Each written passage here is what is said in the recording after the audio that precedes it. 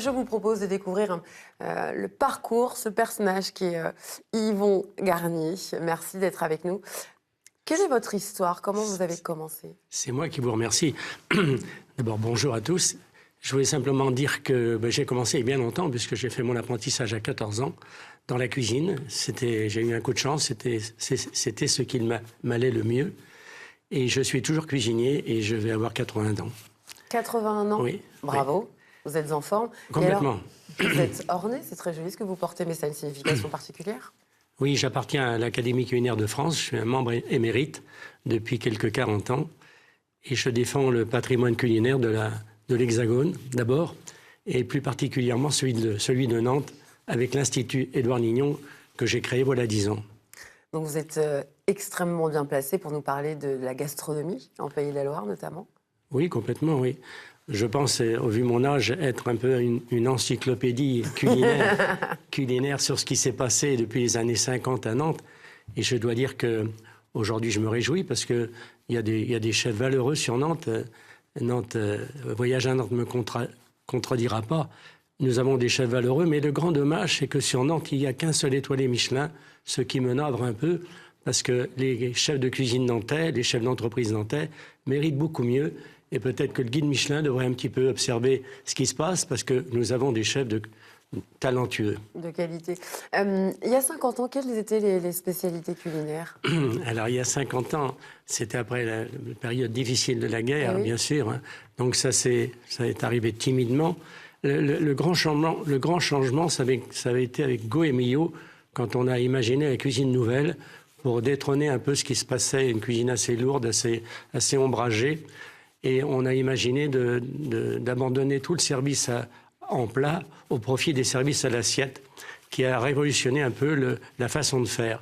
Alors, il y a eu du bien, il y a eu du moins bien, parce que souvent, il y avait des grandes assiettes avec pas grand-chose dedans. Alors, on mangeait quoi il y a 50 ans? Est-ce que vous vous souvenez, vous, Alain, ce que vous mangez il y a 50 ans? J'étais bien jeune, là, pour le coup. Ben oui, moi, j'étais dans une famille avec une maman qui cuisinait merveilleusement, qui m'a appris d'ailleurs à cuisiner, et qui m'a donné le goût de ça. Et c'est formidable pour moi. Et je trouve que Nantes, c'est une ville gastronomique formidable. On mange très bien à Nantes. On mange très bien dans l'ouest de la France. Ah bah, évidemment, les pot-au-feu, les bœufs modes, le bœuf carotte, les plats d'hiver. En ce moment, je pense beaucoup aux plats d'hiver. Oui. Et voilà, l'autre jour, avec un ami, nous avons préparé un sanglier, un bourguignon de sanglier, et c'était vraiment délicieux. Yvon, aujourd'hui, les spécialités culinaires? Non, ce que j'aime pas aujourd'hui, c'est les mots qu'on emploie souvent, c'est la cuisine revisitée. Ça me choque un peu. Je pense que la cuisine n'a pas besoin d'être revisitée. Il y a des recettes à Nantes qui sont magnifiques. Telles que? On a des magrets de canard au muscadet, on a des meurettes, on a des matelotes d'anguille, on a des giblottes de lapin, etc. Au cidre. Il y a beaucoup de recettes que j'ai ici dans l'ensemble des recettes nantaises qui se sont positionnées. Et il faut savoir qu'une recette qui a été parfaitement étudiée, bien faite, elle souligne une ville, voire quelquefois une région. Donc on n'a pas le droit de détruire une appellation culinaire qui nous appartient. Là, vous avez amené du pain, oui. Pas n'importe lequel. Racontez-nous son histoire. Est-ce que vous pouvez nous le montrer? L'histoire est importante, puisque à Nantes, il y a deux grands personnages. Vous avez Charles Moncelet, qui a été un personnage ô combien important, qui est né à Nantes, et qui a été dramaturge, poète, etc. Il y a une forte bibliothèque de Charles Moncelet à Nantes, d'ailleurs à la médiathèque. Intéressant. Et puis le deuxième personnage qui a été complètement oublié, c'est Édouard Nignon. Et Édouard Nignon, je l'ai réactualisé il y a 10 ans avec monsieur Jean-Marc Ayrault, qui lui a donné une rue à Nantes. Et je remercie monsieur le Premier ministre, parce qu'effectivement, cet homme-là a eu 3 vies dans une. Et Édouard Nignon, ça a été ça a été le Bocuse du 19e siècle. Et il a eu le N sur le pain? Pardon, le oui. N. Le N, c'est son nom, Édouard Nignon. Oui, oui, d'où le N sur le pain. Oui, d'où le N sur le pain, parfaitement, excusez-moi. Non, ce que je voulais dire, c'est que cet homme-là, Édouard Nignon, a eu l'audace de créer en 1905 à Moscou la première boulangerie-pâtisserie. Et en cela, je lui rends hommage. Donc on a réactualisé, on a mis ce pain, on n'a pas réactualisé. Alors on ne révisite pas, on réactualise avec Yvon. On réactualise. Oui, parce qu'on m'a donné les archives du maître que j'ai compulsées avec mon bureau. Et parmi les archives du maître, il y a le concept de ce pain-là, qui est un pain à la betterave. Pourquoi la betterave? Parce que le légume prioritaire en Russie, c'est la betterave. D'ailleurs, c'est avec ça qu'on fait le potage, le borsch, qui est fort connu en Pologne ainsi qu'en Russie. Donc la betterave est numéro 1. Alors donc c'est un pain à la betterave, mais c'est un pain qui va très bien pour les hors d'œuvre, pour le poisson, pour les fromages. C'est un pain qui s'acclimate de tout sur le repas, entièrement. Que ce soit du salé ou du sucré même. Tout à fait, Oui. tout à fait. Alors ce pain-là, en 2019, je vais en accord avec mon ami Jean-Yves Gauthier, qui est meilleur ouvrier de France, et à qui j'ai expliqué la raison de ça. Il m'a dit c'est une très bonne idée. Et ce qui compte, c'est que ce pain-là, maintenant, tous les boulangers nantais puissent le mettre en vitrine et le vendre à nos... Donc là, c'est pas encore le cas, on va l'avoir en mois de janvier. 2019. Début janvier. Il est au point, il est au point, là.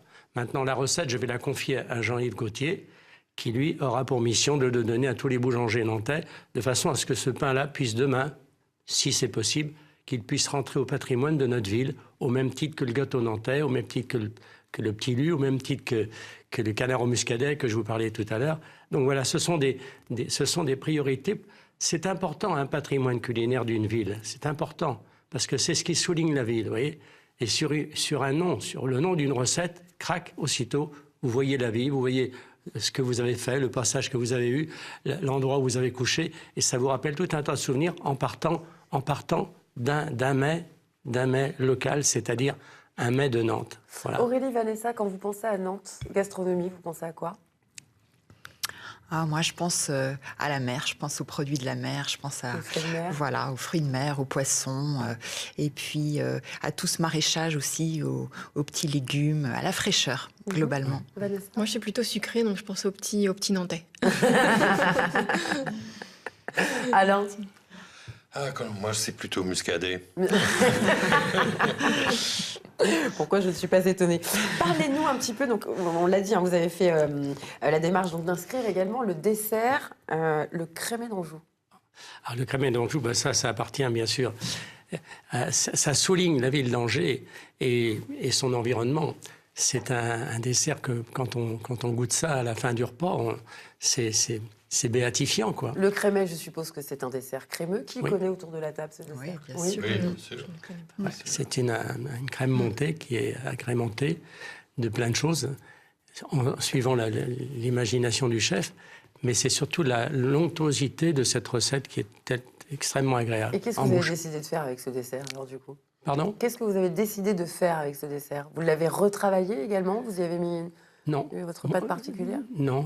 Ce qu'on pourrait dire avec ce dessert, c'est qu'il pourrait accompagner un gâteau comme le Nignon, par exemple, qu'on est en train de mettre au point. Et c'est un gâteau qui va faire fureur et qui, je pense, là encore, va souligner notre ville. Donc un crémet avec un Nignon, avec le Nignon en gâteau, magnifique. Et un petit muscadet, c'est pas l'un qui dira à consommer avec modération. Yvon, je vais vous laisser couper le pain. Je pense qu'on est tous ici autour de la table curieux de le goûter. Donc un pain à la betterave. La particularité, c'est qu'il a des graines de coriandre torréfiées qui sont introduites dans le pain. Et le coriandre donne une particularité à ce pain. Betterave, coriandre, le mariage est heureux, croyez-moi. Alors là, Qu'en pensent les boulangers de ce pain quand vous ils leur n'en pensent rien, pour le moment, ils n'ont pas. Oui, ils l'ont pas. D'accord, ok. Oui, non, mais je veux dire, il n'y a pas quelques boulangers qui ont pu le goûter? Ah oui, alors avant de mettre au point, j'ai fait venir des professeurs de la Chambre des métiers en boulangerie. Et je l'ai fait goûter par des compagnons boulangers de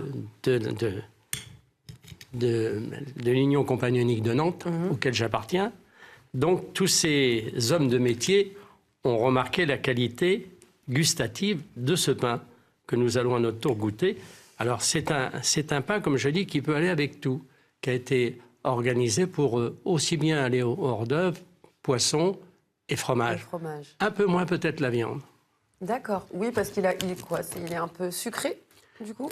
Oui, alors une chose amusante, c'est qu'en cuisant, je me disais, quand on a fait ça, je disais la betterave va donner une couleur violine au pain. Oui. En fait, non, la couleur disparaît en cuisant.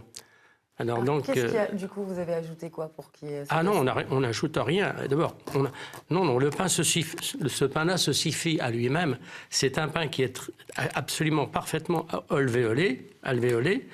Et puis la composante qu'il y a avec la betterave et les graines de coriandre, eh bien ça suffit. Par Je vous laisse passer l'assiette à... Oui, par contre, Alain. la couleur a disparu un petit peu. Mais il a un bel aspect, je veux dire. Il a un bel aspect. Magnifique.